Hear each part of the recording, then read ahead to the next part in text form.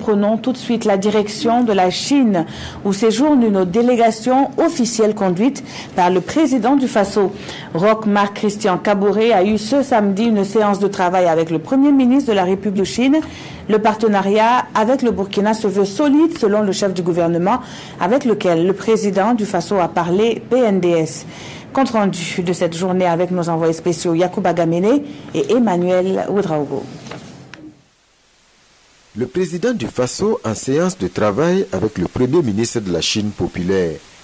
Au lendemain de son accueil officiel au Grand Palais du Peuple par le président Xi Jinping, Roch Marc Christian Kaboré évoque avec Li Keqiang les priorités de son mandat déclinées dans le plan national de développement économique et social.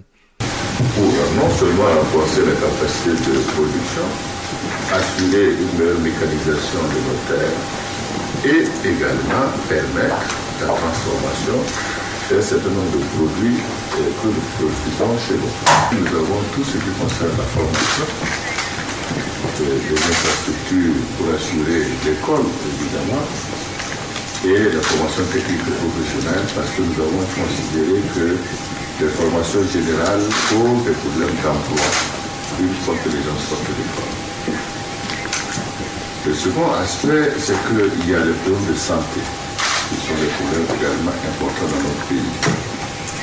Et dans ce sens, nous avons souhaité que dans la deuxième ville de notre pays soit construit un hôpital également de référence qui est la ville de l'Ouvre. À cela, il faut ajouter d'autres domaines comme l'énergie, les infrastructures et bien d'autres.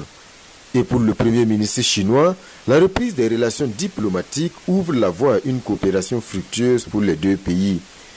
Le Burkina Faso pourra compter sur la Chine populaire, rassure Li Keqiang, dans un partenariat appelé à se renforcer. Et avant cette rencontre avec le Premier ministre chinois, Roch Marc Christian Kaboré sacrifie ici au rituel du dépôt de gerbes à la célèbre place Tiananmen.